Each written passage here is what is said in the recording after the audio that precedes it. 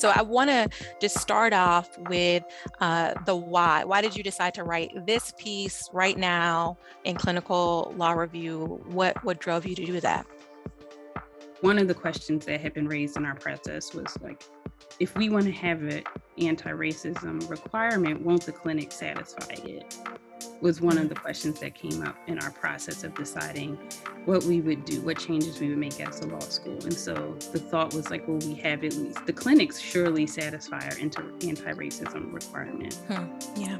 Writing on that is, kind of just came out of that one of many questions that arose in the course of Rutgers trying to come to terms with not only the statement, but what we would do after the statement and a requirement. And so anti-racism, as we wanted to define it at the law school, was like to be anti-white supremacy. Mm-hmm. And, you can start to lump a lot of things in. Well, are we, we're anti-hate generally, we're we could be anti a lot of things and pro a lot of things, but what we were trying to do is censor Blackness. How do you censor Blackness without adding so much work to Black people and Black students? And how do you guide that for a whole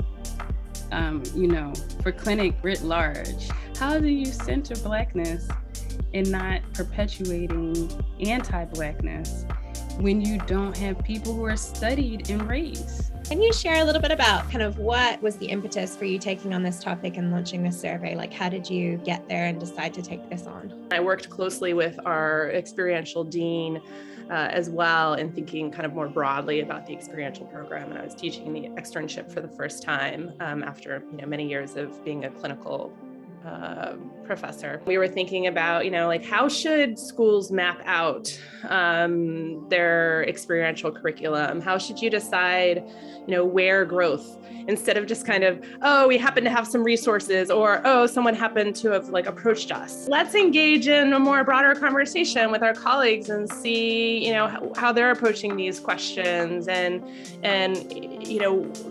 the ABA created these new standards, but then there wasn't really a way to look at what has changed specifically related to these changes. Just as Layla was saying, how do we have a national conversation about this? How do we not just kind of take in the changes to standards and kind of go about as business as usual, but how do we use this as kind of an opportunity and a moment to assess and to grow and to evolve? And, I remember when we were presenting this idea for one of the first times, Bob Kuhn cautioned us against being Pollyanna. We want to be able to message to the broader clinical community, as well as to folks who are sort of new in these roles, that there are opportunities here to not just respond and react, but be really thoughtful and be really proactive about what's in our curriculum, how we can restructure some of this coursework, how we can think about learning in new ways. And so,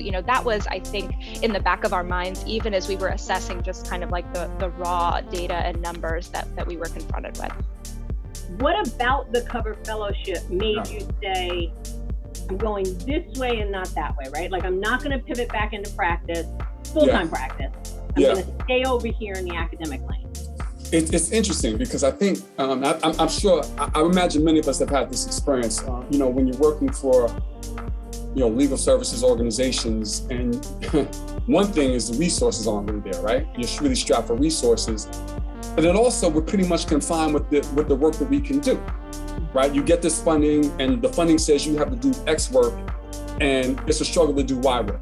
Also being exposed to scholarship, at the time and the ways in which scholarship can be used as a vehicle to partner with the everyday sort of efforts to reform and reimagine systems. That is, you could use a scholarship as an extension of your voice. That was introduced to me during the fellowship.